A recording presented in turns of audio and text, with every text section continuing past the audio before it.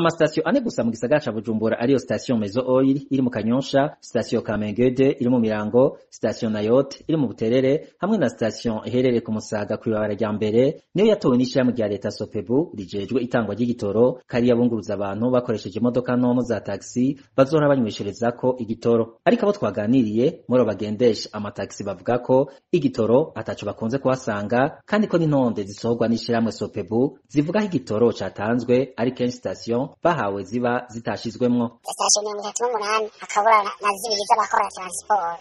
Umve ivyo umuntu akora transport mu Burundi agowe kabisa. Agaciro afise urumva turiha n'amadoki mwumva nta kabara ko kuriha n'amadoki. Abo bagendesha amataxi bavuga kandi ko ku kubura uko bagira baheza bagahigisha igitoro kuri magendo kikabatwara uburyo bwinshi uruhombo rukaba runini. Dukoresha magendo ariko ivyo bidushyira mu ruhombo.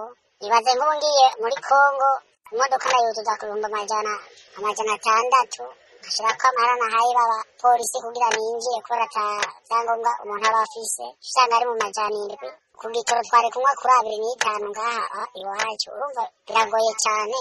Abo bunguruza abantu bakoresheje amataxi basaba begwa n'ikibazo c'igitoro gutora inyishu ingorane y'igitoro imaze imyaka itari mike yibonekeza.